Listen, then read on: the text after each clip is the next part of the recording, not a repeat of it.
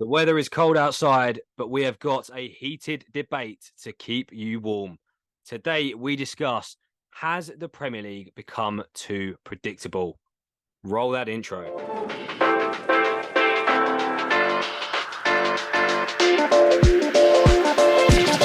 Hello and welcome to the Lost in Possession podcast. If you are here for the first time, please do consider subscribing to the channel. It is free football content twice a week.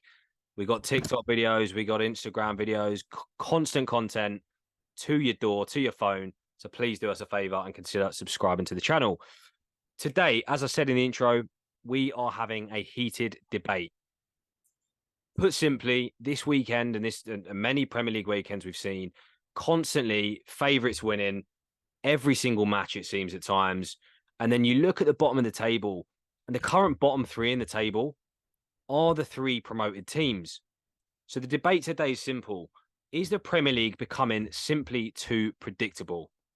Reece, we'll come to you first. Now, I guess to start the debate, we've got to start at the bottom of the table. As I just said, you've got the three theoretically worst teams, all struggling already, all in the bottom three. Is it predictable to see this coming, that now just promoted sides are going to struggle?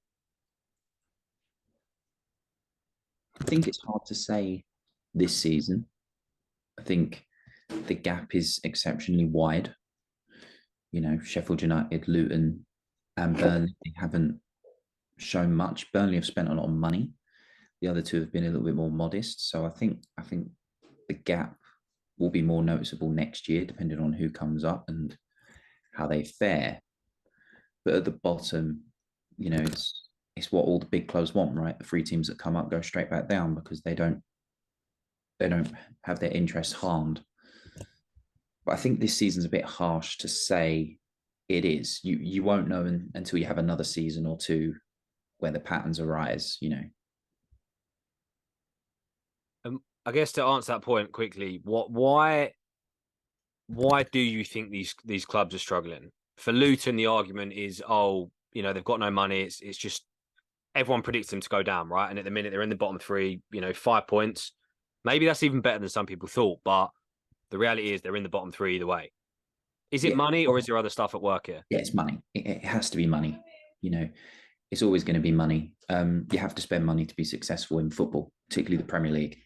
And there's no equal financial footing in the league, so therefore it's inevitable that that's how the system's going to develop itself.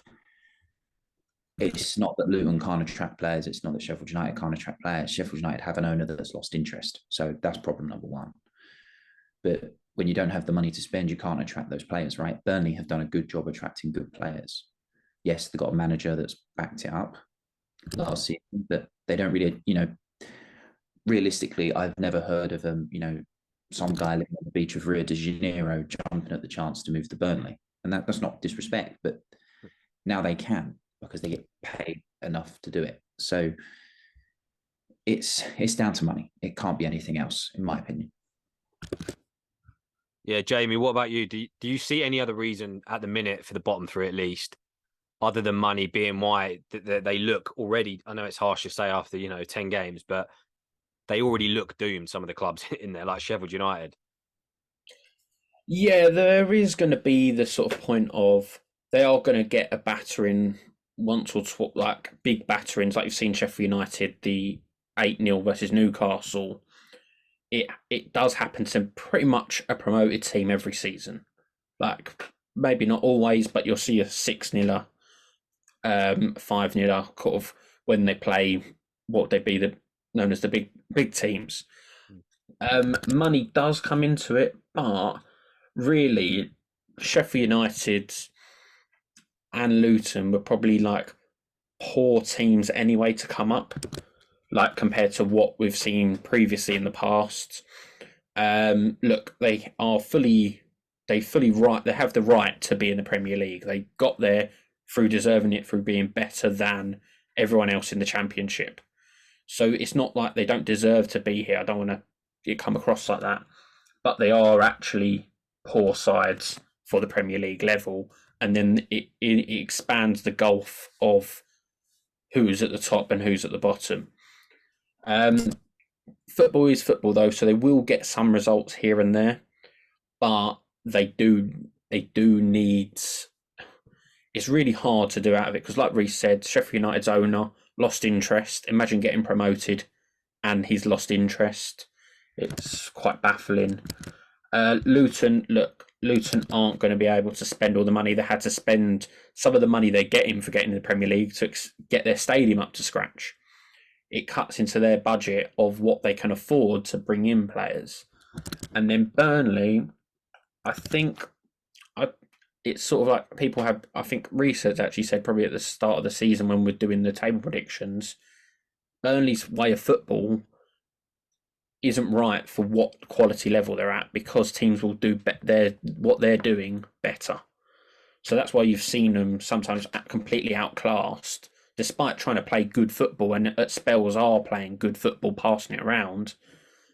But they're also lacking in the final third getting the goals because Burnley have only beaten Luton, so it was a bit of a it was kind of like they had to win that game.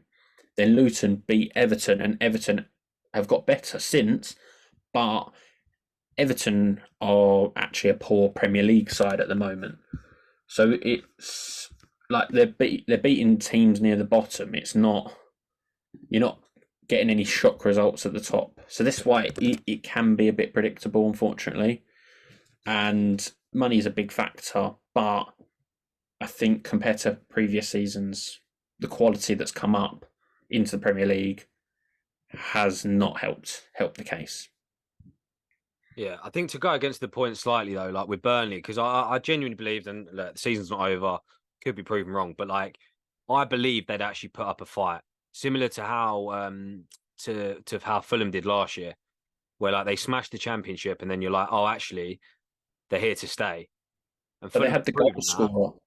Well, They had the goal scorer. That's the difference. That's what makes these teams like go on a level. So if Burnley had a Mitrovic style player from last year, they would be doing okay, I think.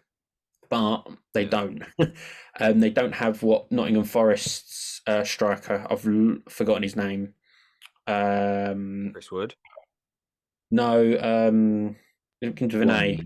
Yeah, he scores goals. Where Burnley look like they're lacking that. They've got everything else in the play and build up, but you just need someone to score goals really, and they just don't have that. So that's the difference between Fulham and Burnley, comparing like Fulham for last year.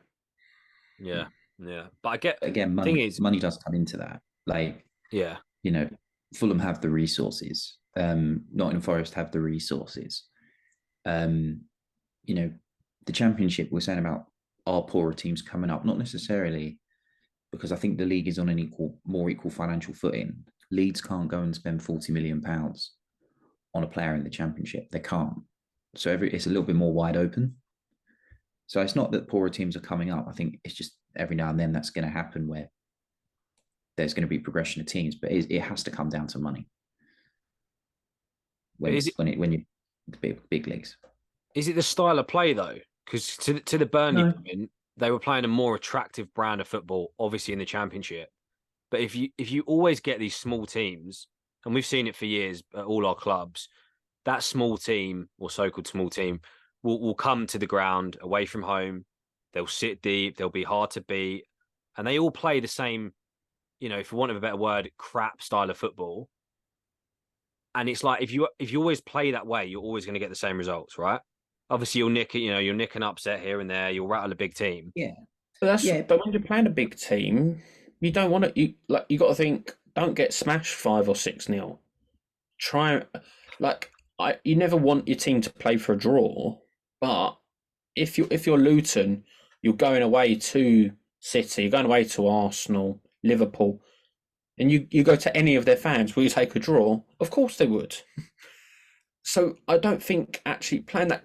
Sometimes you do have to play that crap style of football, and you've even seen we'll come on to it, but United have played sometimes that crap style of football, and it's worked. They've done it against City. I've seen them do it. Thankfully, not this time. But you have to do it at some time. Sometimes you have to go right.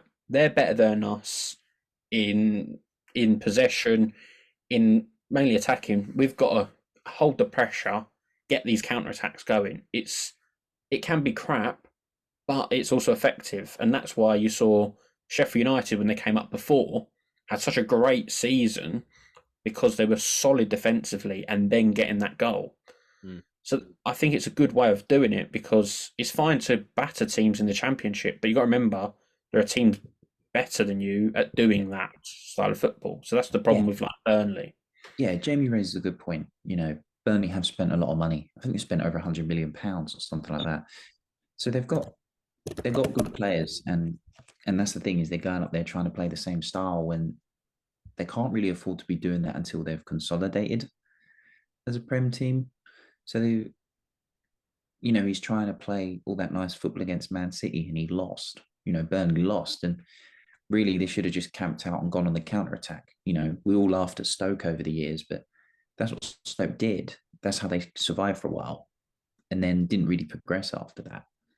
So they need to do that and then build on the foundations. Where Sheffield United got it wrong when they were in the league, they acted as if they'd been in the Premier League for a long time.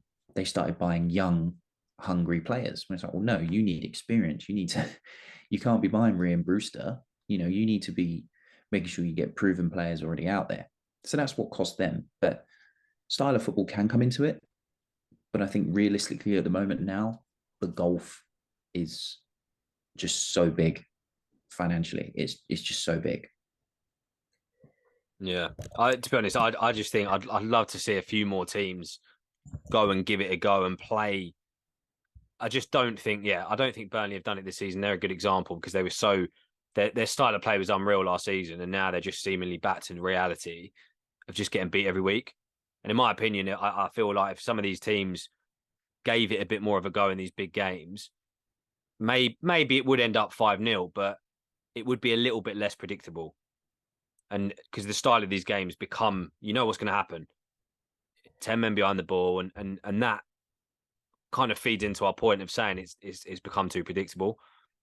But let's move up the table. So a lot of the argument here that it's predictable is obviously the top teams are at the top.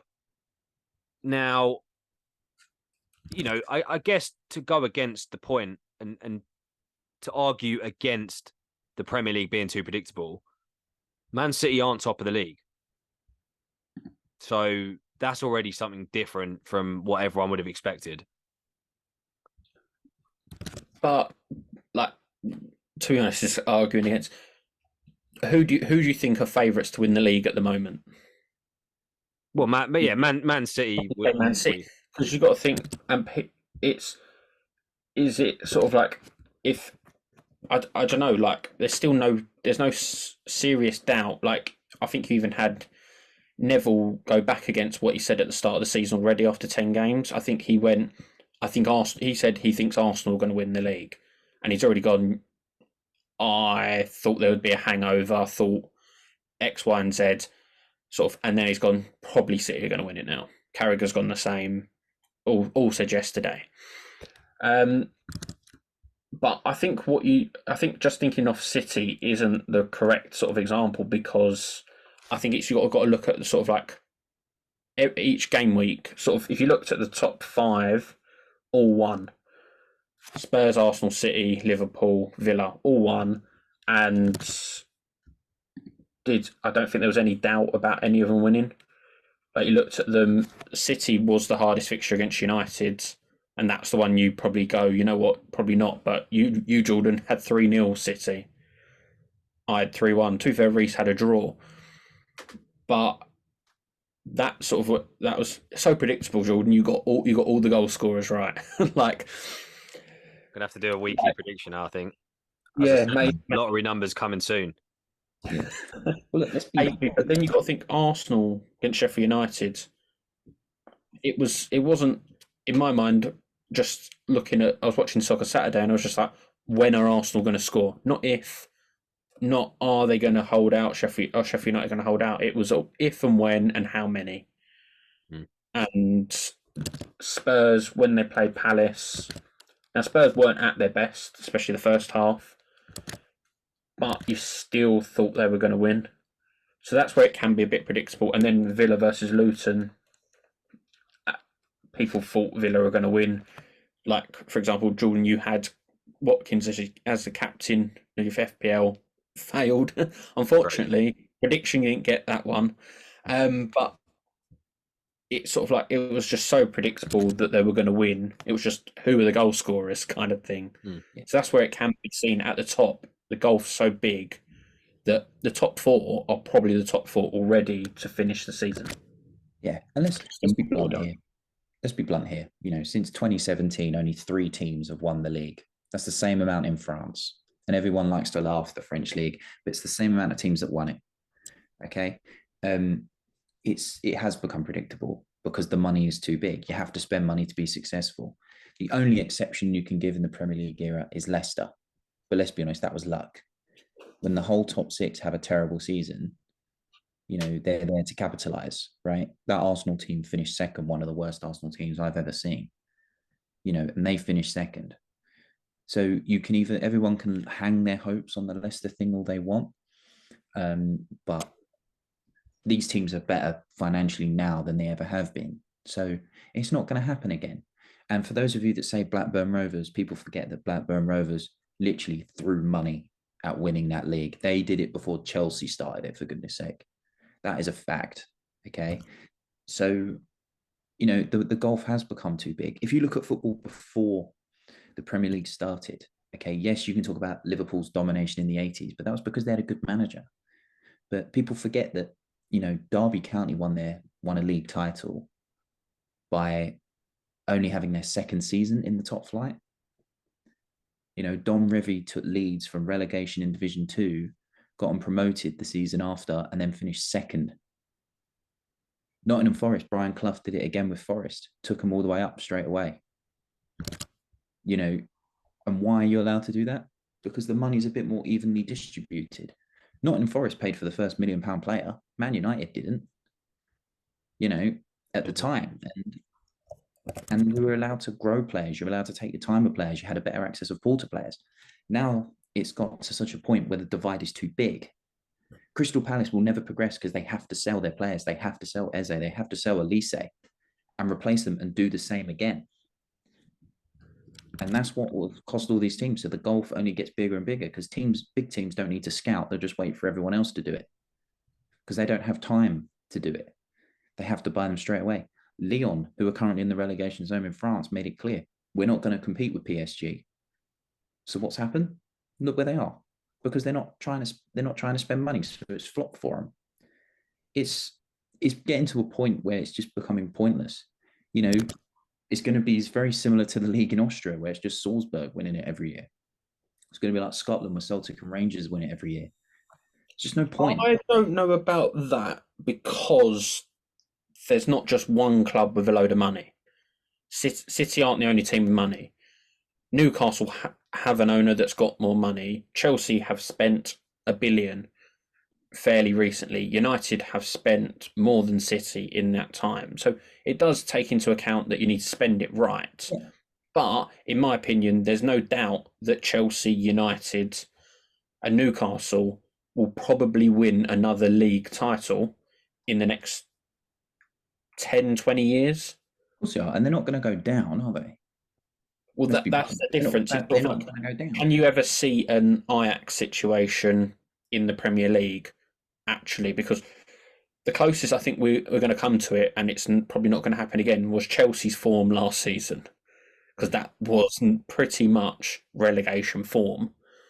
But it still wasn't enough to send them down because just before. But I don't see it happening again with any of these sides that have the money. Like the top team at the moment that you could see go down is Brighton because they're buying players, selling players, buying players, selling players. At some point, the people you bring in are just not going to be as good quality. And we've seen that with, say, Southampton had it in the past where they sold like 4 or 5 players to Liverpool. Now they've gone down. So that's the only way I see it happening with a team that's near the top now going down. But it's not going to. It's unlikely it's going to be one of the big 6, big 7, you want to call them. Yeah, I think that's both fair, to be honest. The point she said is like, we say, well, I think both your points are valid. We say that it's the best league in the world, but then you've got, as you said, the same winner for the last, 3 out of 4 years or 3 out of 5 years or 5 out of 6. 5 out of 6, even worse. Like, that is predictable. Like, that is extremely predictable. And although, we've had a good few relegation battles, so maybe it doesn't fully apply. But you're right. You're not going to see one of these big teams relegated. Even us at our absolute worst, kind of jokingly, were close. But because of the money gap, as you said, Reece, there's always going to be 3 worse teams. Yeah, and realistically, you had the money to spend yourself out of the situation if it really got that bad. Like, if you really wanted to, you could have just bought the best players from the team around you if you wanted to just weaken them. That's the thing. Again, Serie A is the best league in the world. Why? Because everyone's on an equal financial footing. Because Juventus have run out of money, and none of the other teams have been hit massively affected by the crash in 2008, 2009. It's much more equal. So everyone has a fair chance of winning it. Yeah, I mean, Serie A, I can definitely vouch for that being a sensational league. For those of you following on Insta, this is why you should follow us on Insta. But Cagliari 3-0 down at the weekend, won the game 4-3. Claudio Ranieri. And you get in Serie A, maybe this doesn't apply to our point, but you seem to get this every weekend in Serie A. Genuinely ridiculous results, ridiculous comebacks. And maybe it is, to your point, Reece, because they're a little bit more equal. Results are less predictable. And it is more exciting to some degree. Yeah. I mean, look, the Premier League does throw up these results. Look at Liverpool Spurs last year, right? Yeah. It does throw them up. And I would argue that it's very competitive, I'd say, from third. In a way, it's competitive between third to ninth or something. Everyone's going, oh, but look at Aston Villa, Like, they've got a manager in charge who has a track record of finishing around the top 5, 6. And they've got the money to do so. So let's be realistic. It throws up a lot of high scoring games. I give it that, and the derbies are exciting. But overall, it is too predictable. And it is to the point where this is why the Championship is so enjoyable, because you just don't know who's going to go up and who's going to go down. The Championship is just, I think Middlesbrough are probably the perfect example of that. How a team's fortunes can turn in a matter of 10 game weeks. Literally, what was it? Losing every week, like probably you lost 5, 6 in a row. Turned to flip the switch, and then they won 6 in a row. Like, you don't get that in the Prem. Like, you just don't. And it is because teams are a little bit more even. I think with the sort of like counter argument is like going against saying it isn't predictable is, well, Chelsea losing to Brentford at the weekend. Probably a result most people didn't see coming. I know John's going to be still hurting from it. Sort of, you do get them results, like we've seen it in previous seasons where a smaller club will beat one. Like, I've seen us lose to Norwich 3-2, and I think they got relegated that year. It's sort of, other clubs have had it. It's things that they do prop up from time to time. Because I think if you look at the game of the weekend, I think Brentford beating Chelsea was the biggest shock. Everton beating West Ham away was probably a bit of a shock. Wolves, Newcastle 2-2, probably one you don't expect. But I guess it's teams that aren't fully at the top that are the ones that come up with the shock. So if you're looking at Spurs, Arsenal, City, Liverpool, if they weren't playing each other next weekend, like you've got Spurs, Chelsea, you've got Newcastle, Arsenal, but City versus Bournemouth, I think most people will have that as a banker. Then you've got Liverpool, Luton, whereas at Luton, you still are going to imagine Liverpool are going to win that game. So that's where I think it can be predictable. I might be wrong with the fixtures, sort of like, I hope I am for the Luton-Liverpool game, not for City-Bournemouth, obviously. But it's sort of them sort of games, sort of, we want the bottom teams to be able to pick up points from the top teams for competitiveness. But that also doesn't mean that the top teams shouldn't keep on trying to improve, if that makes sense. Yeah, but again, this is money comes into it, doesn't it? Because no team, if they're not a money team, they're not able to build success, right? Look at Monaco, win the league, their whole team got ripped apart because everyone paid big money for their players. So if Palace would look at even Leicester win the league, you should never sell your best player if you go and win the league. They did. And it becomes pointless because the same teams will have a bad season and go, don't worry, we'll sort it out. We'll just buy from them and make them worse. So no team can even go and build a foundation for success like Palace or whatever, because their team's just going to get ripped to shreds. It just becomes so obsolete, that even that glimmer of hope you hang on to, you think maybe it'll be us one day. It'll be great, but it's not going to last. You need a takeover. And that comes back to money, doesn't it? You're just hoping for a Saudi takeover to become a big club. It's two ways. It's either you get a Saudi takeover or you have an American majority where the league will inevitably change. I think it might be the latter, where they'll go to an American system and it will be fairer. People won't want to hear it, but it will. And it will make it more interesting. It causes problems because teams will flunk their season in order to get a best draft pick or something. But it will be more unpredictable and more teams will win it. Yeah. Yeah, because do rarely, so with the American sort of aspect of it, though, what we have in English football is there's rarely a time where games don't matter. Okay, when you get 2, maybe 3 games from the end of the season, there'll be a few completely dead rubber games. So we probably don't want that. We don't want, you know what, I can't get relegated. We'll lose this game because fans don't want to see a team that's going to be putting out crap when they don't have to. They're just doing it in the cup games instead. That's what they're doing. Like, look at Bournemouth when they decided to weaken their team because they wanted to focus on the league that one time. This was like 6 years ago. It's like, but what's the point? You have a chance of winning the League Cup. So that's what they're doing. They're just transitioning it to other things. Yeah, but I don't mind that for cups, like for squad rotation. I still disagree that the so-called small clubs should be doing that. We've had the debate before, but like, you've got to go full throttle to win those. I don't care how big you are, but you're seeing it with the big clubs where they've got squad depth. But that also comes into the predictability. How many of the big teams, or how many of non-big teams, won a trophy in the last, I don't know, 10 years? Leicester League, Leicester FA Cup, Wigan FA Cup, Birmingham League Cup. That's 4 I can think of. Not much else. I don't think It's there not is. enough, is it? You don't get a fair. Because what you want as a fan is to see a team lift a trophy.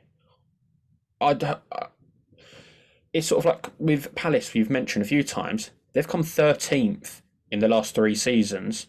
And do you want one guess on where they are sitting in the Premier League right now? They're sitting 13th. It's why are they not going gun ho for the cup, the League Cup? Because in the League Cup you need to win, I think, 4 or 5 games to win the trophy. That's not a lot, really. Okay, they did play United away, lost, fair enough. But I've just used them for picking out a team. But other teams can get the sort of luck of the draw. Maybe you watch the big sides play each other. Right, we'll get to a final. You might lose in that final, but at least it seems like you're trying, and that's what you want as fans. You want your team to seem tried and close at least to winning stuff. And that's because money talks, though. What's the point? What would you rather have? Go on a League Cup run or make sure you stay 13th in the league where you win millions of pounds. And then what they'll do is they'll get rid of the League Cup because it becomes obsolete. So that means even less teams have a chance of winning. And then the FA Cup starts to be phased out. So you only have 2 chances to win a tournament near enough. Even winning the Premier League is becoming obsolete because the Champions League's taken a priority.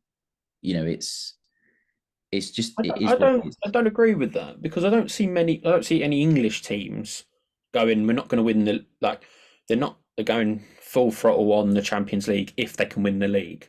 I don't think there's any team that's even in general. It will become second best because, like I said, you can finish 4th and become a champion of Europe. What's the point? Or You can't even 10th. become a champion. You can't even become a Chelsea, champion in that's England. But this is it. It's making the competition seem worthless. But at the same time, it's not. So everyone's going to focus all on one competition. It will change, and that's how it's going to be. If you can finish 6th in the league in basketball and go on to win it, you know, That's cup football, though.